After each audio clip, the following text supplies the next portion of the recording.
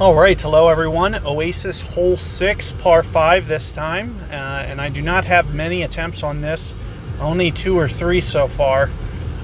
You have seen me hop that fairway a couple times on the left, maybe once or twice. Here with this wind, being a headwind like this, we are not going to risk it and go for that.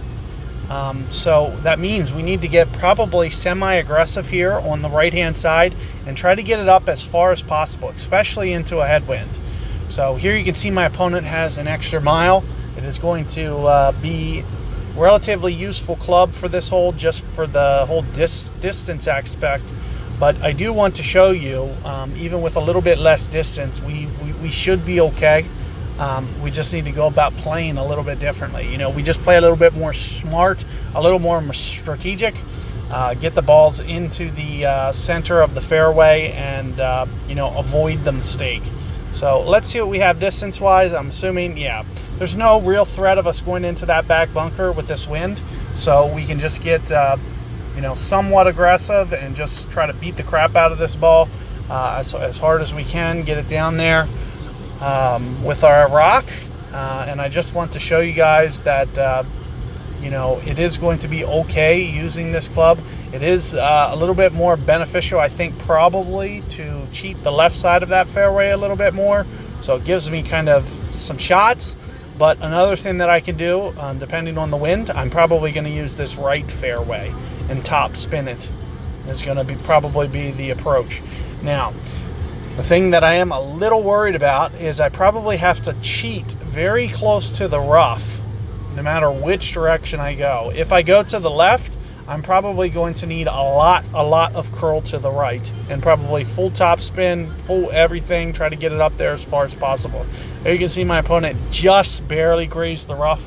It would have been down there quite farther, but you can see that this hole is going to be such a challenge that there's no real certainty that your opponent is going to do one thing or the other. And here you can see, just kind of the effects of what we're looking at. Here you're going to see that I'm going to go relatively max here. You can see into a headwind. I have pretty good faith in this. I'm going to try to land it here with some curl. I'll take off just a tiny bit for max, not very much. And notice how I'm keeping it kind of into the right of that fairway as opposed to the left, just so when I apply this curl, that the second hop here is away from the rough's edge. And you can see speed-wise, just too much. It's too much. So that just goes to show you it doesn't need to be full. That we can get it up down there. There's no real risk of not being able to get to this shot in two. So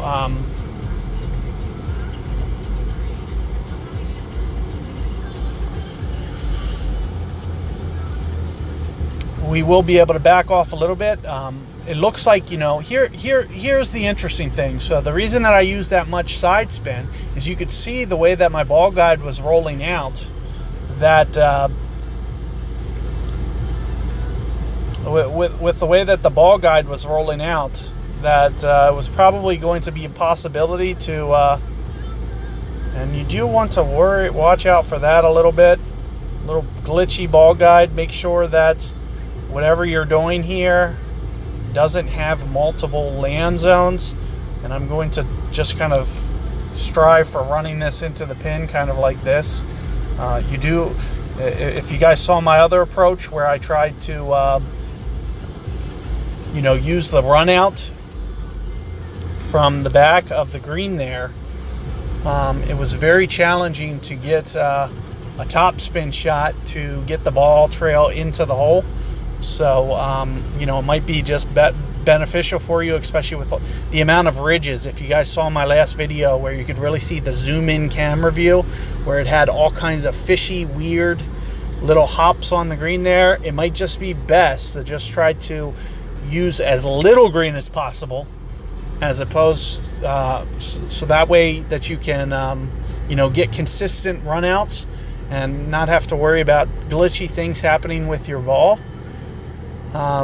So just something to consider, and good luck with that 6th hole. As you can see, even laying up here, especially with, Kingmaker. There's going to be no real threat since we had 2 headwinds there, and we could still get behind the hole. So just something to keep in mind.